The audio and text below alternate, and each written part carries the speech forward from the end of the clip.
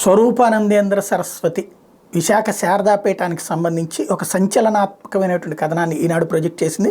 విశాఖ శారదాపీఠ విజ్ఞప్తి మేరకు భీమిలి పట్టణాన్ని ఆనుకుని కోట్ల విలువ చేసే 15 ఎకరాల భూముల్ని జగన్ ప్రభుత్వం 2021లో కారు చౌకగా కేటాయించింది. ఆ భూముల్ని శారదాపీఠ ఎందుకు తీసుకుందో తెలుసా? ఆధ్యాత్మిక ధార్మిక కార్యక్రమాల కోసమో వేద విద్య కోసమో అడిగిందని అనుకుంటున్నారా? కానే కాదు, ఆదాయ సంపార్జన కోసమట.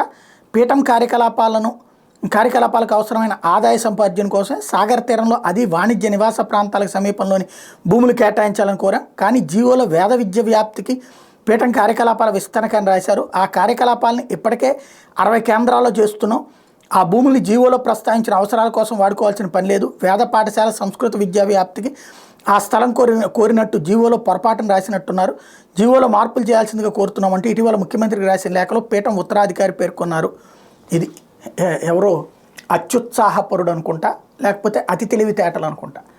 సాధారణంగా ఆ పర్పస్ కిందనే రాసిస్తారు ఇట్లాంటి ఇస్తే పీఠాలకి. ఒకవేళ దాన్ని వ్యాపారానికి పెట్టుకుంటే వేరే చోట్లను మేము ఇక్కడ వచ్చిన డబ్బులతో వేరే చోట్ల చేస్తున్నామన్న తర్వాత ఎవడు అడిగేది? వేరే ప్రభుత్వం అధికారంలోకి వస్తే అడిగితే ఆ మొక్క రాస్తారు, అవసరమైతే కోర్టులకి ఇదంతా నడుస్తుంటుంది. కానీ ప్రభుత్వంలో మాకు పట్టెక్కువ ఉందన్నటువంటి ఇగో పెరిగిందనుకుంటా.